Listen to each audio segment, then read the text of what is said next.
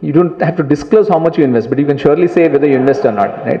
So then you clearly know the name Karvi, right? So many years ago when my dad used to be investing with those paper forms, the one name that stood out was Karvi, and he's the man who's behind Karvi, one of the co-founders and the chairman of Karvi, and he's the group chairman as well.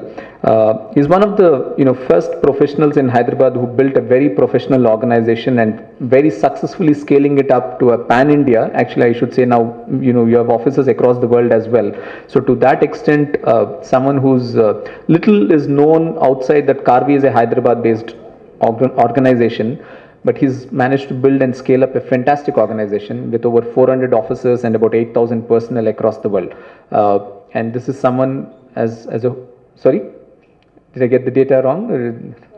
So as a homegrown professional and an entrepreneur, Mr. Parthasarathy, we are very happy to have you here with us this evening. Thank you so much for gracing the occasion.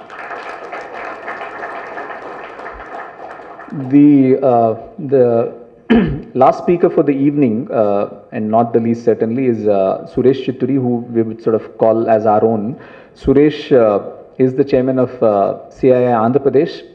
Till recently was the chairman of CII Andhra Pradesh in the unified context as well, and is the sort of managing director of Srinivasa Hatcheries. He's someone who has varied interests.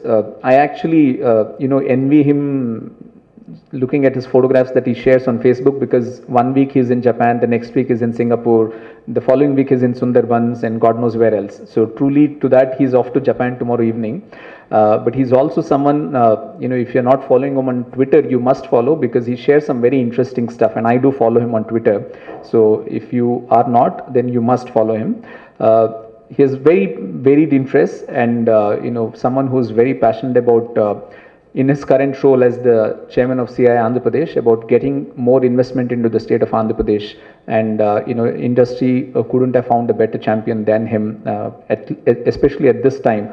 So thank you so much, Suresh, for coming here this evening, and also for the support that you've been giving to YI all these years, and the support that you'll continue to give us. Thank you. So here's the format. I'm going to invite all of them to share their experiences, 5-10 minutes. And we'll start with that. I'm going to start with Mr. Nag, then Suresh, and then Mr. Parthasarathy.